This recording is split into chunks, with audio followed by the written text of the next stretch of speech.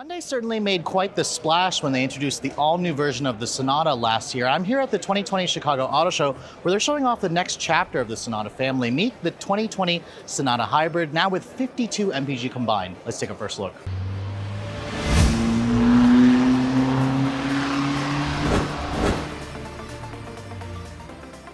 Now, of course, underneath the hood of the all-new Sonata Hybrid, you're going to find a completely new powertrain. The gas engine is now part of their new Smart Stream engine technology. So it's a 2-liter direct injection, naturally aspirated 4-cylinder. On its own, it makes 150 horsepower and 139 pound-feet of torque. Now, when you add the output of the electric motor, which is 39 kilowatts, which is roughly around 51 horsepower, Hyundai says you get a total of 192 horsepower, which is actually a little bit less than what you're going to get in the Camry Hybrid and the Accord Hybrid, but it's still pretty much right in the norm of the segment. Now, of course, fuel economy is the big story here with hybrids, and Hyundai was able to improve the MPG by 10 miles to the gallon on this version. So now if you guys go for the blue trim, it's rated at 50 in the city and 54 on the highway. That's matching that of what you're gonna get in a Camry LE. If you guys go for the higher trim SLE or SEL and limited versions, it drops to 45, 51, which is still very good numbers. It beats the Accord Hybrid, which is what Hyundai was basically targeting. Now, it all goes out through an actual 6-speed automatic transmission. Hyundai does not use a CVT with their hybrids. So if you guys don't like CVTs, you may really like what Hyundai is doing here with their hybrid system. We don't know the official weight yet or the performance of this vehicle, but we should be driving this vehicle next month when Hyundai actually has this car go on sale in the spring. So I was in Arizona a couple months ago when I showed you guys a full review on the gas version. As you can see, for the hybrid model, Hyundai went with a much more conventional look. If you guys remember the previous generation hybrids, it had a very unique front end compared to the gas-only versions. As you can see, Hyundai has carried over the sensuous sportiness design language here on the hybrid, although it does have a slightly updated front clip. Hyundai says this is all to improve the aerodynamics of this car. It has a 0.24 coefficient of drag, which is one of the slipperiest in the industry. You can see the headlight detail is standard on the Sonata Hybrid, where you have these full LED headlights. You have that chrome strip that also lights up and then becomes chrome again as you go further on into the hood and the fender of the vehicle. And overall, the overall design language of this car carries over nicely into the hybrid version, which again offers one of the best MPGs in the segment. Now, looking at the side profile of the vehicle, you can see the only indication that this is the hybrid model are really the unique wheels. Hyundai gave this car a 17-inch wheel design that is again more aerodynamic. It looks very similar to the wheel design that we see on the Ioniq hybrids, which were just refreshed for the 2020 model year. The overall length has not changed for this vehicle. Again, you can get the same technology features on the gas-only versions, like Hyundai's digital key will be optional. You have the full safety suite here of standard equipment that you can get where the car basically drives itself. And then as you can see here on the roof,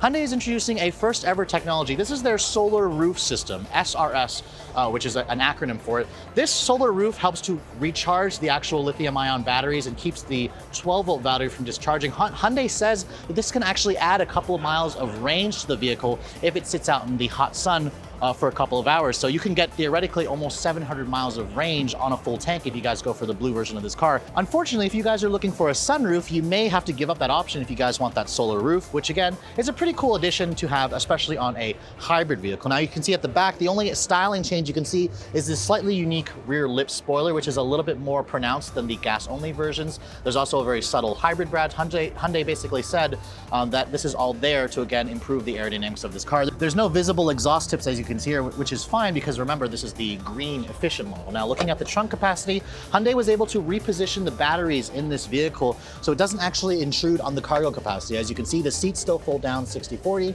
and just like the gas-only version, you're looking at around a little over 16 cubic feet of space. Now, stepping into the interior of the new Sonata Hybrid, you're going to notice quite a few things. First of all, just like the gas version interior, this has the completely new interior design, which is really the tops in the class if you guys are looking for technology.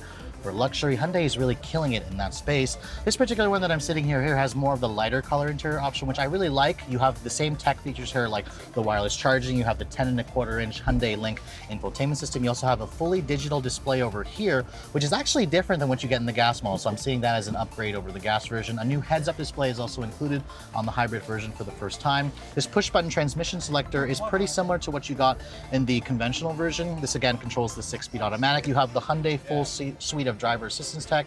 You have heated and cooled seats. You have a heated steering wheel. You have 2-person memory. I mean, the materials in here are just fantastic. This is really going to give luxury car shoppers or luxury brands a run for their money. Hyundai basically threw in everything they had at this hybrid version. The only thing, again, I'm sad to see is there's no sunroof on this vehicle. Now, because Hyundai was able to reposition the batteries in this vehicle, they're claiming you have best-in-class front seat legroom at 46 inches. Now, I actually have the seat all the way back, and I can't move it right now, and I can't even reach the pedals. Now, granted, I'm pretty short, but let's hop into the back seat really quick and see how the space compares to the competition.